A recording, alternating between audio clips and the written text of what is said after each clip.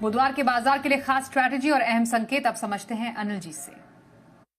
आज रात अमेरिका में होगा बेहद अहम ट्रेडिंग सेशन दो लिहाज से। पहला तो ये कि ट्रंप की तरफ से ईरान को जो धमकाने वाले बयान आए हैं उसका कितना असर अमेरिकी बाजारों पर पड़ता है, क्योंकि अमेरिका में डर ये लग रहा है कि कुछ न कुछ राष्ट्रपति ट्रंप ईरान को लेकर बड़ा फैसला ले सकते हैं, या तो युद्ध बढ़ा दे या कुछ और, पता नहीं क्या होगा।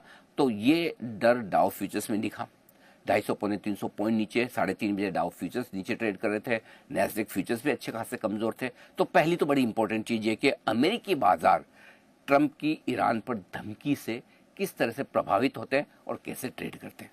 दूसरा, आज रात अमेरिका में 2 दिनों की फेड की अहम बैठक शुरू हो रही है। तो आज तो ज्यादा कुछ नहीं होगा, लेकिन कल आएगा ब्याज दरों पर फैसला। आम राय यही कि फेड ब्याज दरें घटाने वाला है नहीं, लेकिन फेड चेयरमैन कल बोलेंगे क्या, उनकी भाषा कैसी होगी, हाव भाव कैसा होगा, टैरिफ को लेकर उनकी चिंताएं कम हुई कि नहीं, ये सारी चीजें हैं जो अमेरिका के बाजार और दुनिया भर के एक्सपर्ट्स पढ़ने समझने की कोशिश करेंगे। तो ये 2 बड़े इवेंट है जिन पे हमें नजर रखनी। अब आइए भारतीय बाजार पर हमारे लिए क्या।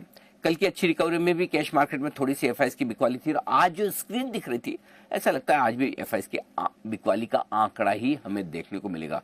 चलो ठीक है, देखेंगे, लेकिन कितना, क्या एफआईएस 2-3 हजार करोड़ का ही बेचते हैं या फिर ये आंकड़ा 7-8 हजार करोड़ के आसपास का आता है। बड़ा आंकड़ा आया तो फिर डर थोड़ा सा बढ़ जाता है। लोकल फंड की तरफ से लगातार 20वें ट्रेडिंग सेशन में कल खरीदारी हुई। 20, आज लकी 21st डे होता है खरीदारी का, जिसकी संभावना पूरी है। तो ये सारे ट्रिगर्स हैं जिनके दम पर हम कल का ट्रेडिंग सेशन आगे बढ़ाएंगे। अब देखिए लेवल्स में सिंपल सी बात यह है कि 24,850 के आसपास हम बंद हुए।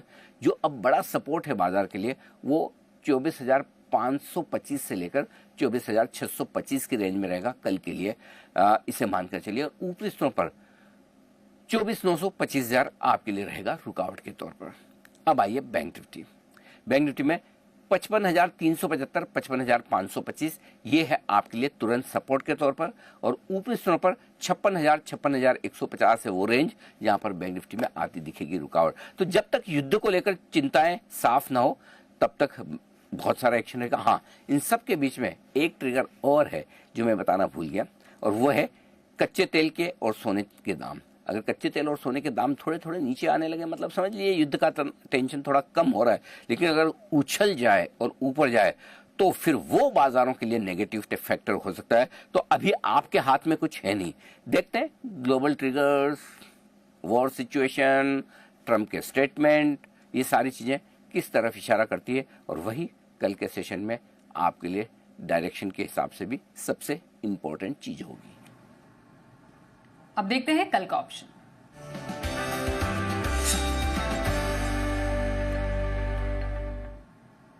एक्सिस सिक्योरिटीज के राजेश पालविया हमारे साथ हैं। सर, बहुत स्वागत करते हैं।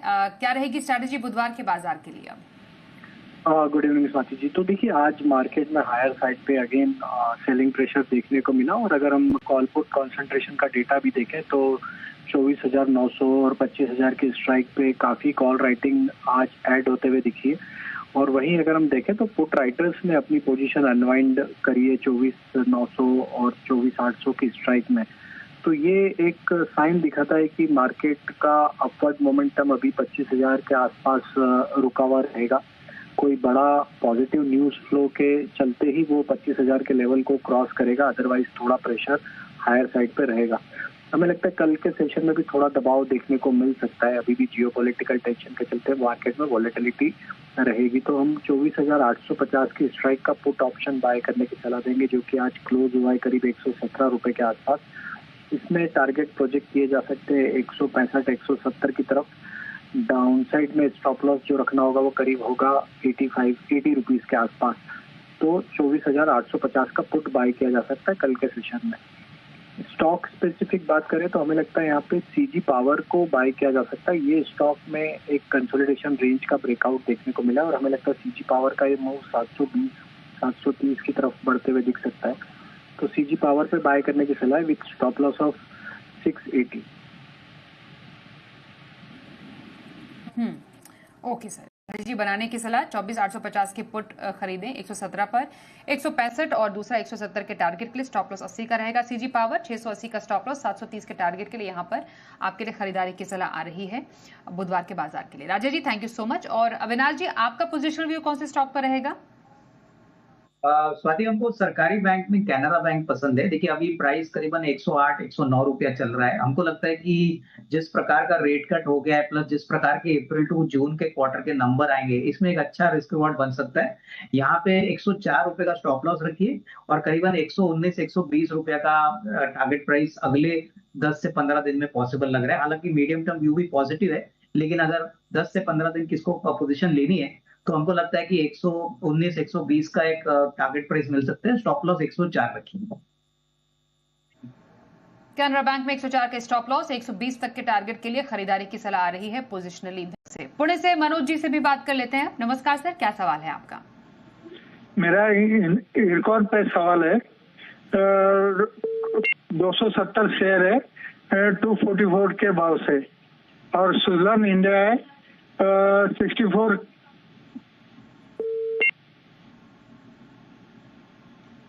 इरकॉन और सर सुजलॉन इंडिया। सर की आवाज असल में ओके सुजलॉन है। सुजलॉन कितने पे?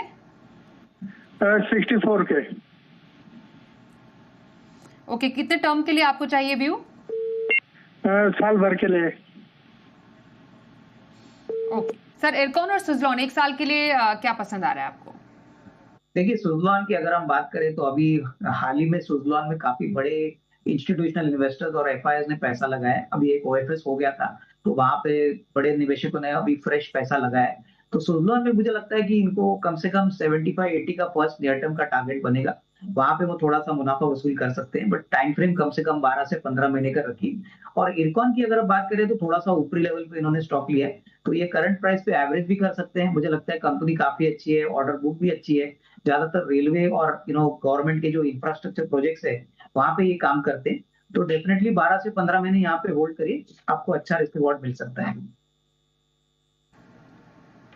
तो ये रही आपके लिए लॉन्ग टर्म बने रहने की सलाह इन स्टॉक्स पर अविनाश जी की तरफ से। परमेश्वर जी से भी बात कर लेते हैं। सोलापुर से हमारे साथ अगले कॉलर हैं। नमस्कार सर, क्या सवाल है आपका? मेरे पास आर्केड डेवलपमेंट 169 में 2800 शेयर है मैडम, और बीएल है जो वो बीएल 364 में है, 1000 शेयर लिए हुए। ओके, कितने टाइम के लिए व्यू मांग रहे हैं आप? लॉन्ग टर्म के लिए मैडम। लॉन्ग टर्म के लिए। एक आपने बीईएल बताया सर, और आर्केड डेवलपमेंट, आर्केड डेवलपमेंट। अच्छा, arcade development. Okay sir, long term के लिए आर्केड और बीईएल पर सर व्यू लेना चाह रहे हैं। कैसे लग रहे हैं दोनों स्टॉक्स लॉन्ग टर्म के लिए? देखिए भारत इलेक्ट्रॉनिक्स की बात करें तो मुझे लगता है कि ये डिफेंस में एक बहुत ही बड़ा प्लेयर है जो इलेक्ट्रॉनिक सेगमेंट में काम करता है। ऑलमोस्ट 35-40 हजार करोड़ की ऑर्डर बुक है। कंपनी बिल्कुल कर्जा मुक्त है, और मुझे लगता है कि जिस प्रकार से मेक इन इंडिया की गवर्नमेंट की पॉलिसी है और डिफेंस का जिस प्रकार से फोकस है, मुझे लगता है कि इनको कम से कम 12 से 15 महीने का यहाँ पे अगर ये निवेश करते हैं तो बहुत ही अच्छा risk reward even current price पे मिल सकता है। तो यहाँ पे बिल्कुल अभी बेचने की बात मत सोचिए। अच्छा खासा ग्रोथ आपको FY26 में भी मिलेगा, और जैसे जैसे नए ऑर्डर आएंगे बीएल में और थोड़ी रेटिंग आपको देखने को मिल सकती है। स्वाति, दूसरा कौन सा स्टॉक था अगर आप नाम बताएं? सर आर्केड डेवलपर्स इनके पास है 169 की खरीद पर। हाँ, तो इसको हम लोग आर्केड डेवलपर्स बोलते हैं, तो थोड़ा सा नाम में कंफ्यूजन था। तो सर ये arcade developer basically Mumbai market में ज्यादातर एक अच्छा डेवलपर है। देखिए बहुत समय के बाद ये स्टॉक चला है। मुझे याद है जब इनिशियली लिस्टिंग हो गई थी तो इस कंपनी की जो बेसिकली लिस्टिंग प्राइस थी वो मोरलेस इश्यू प्राइस के करीब थी, लेकिन नतीजे जो FY25 के आगे बहुत ही अच्छे हैं। FY26 में भी इनके काफी अच्छे रियल एस्टेट प्रोजेक्ट्स हैं जो अभी इस साल में कमीशन होंगे। तो मुझे लगता है कि 230-240 का एक नियर टर्म का टारगेट बनता है, तो यहाँ पे डेफिनेटली होल्ड करिए। करीबन 230-240 का टारगेट अगले 6 से 12 महीने में पॉसिबल लग रहा है।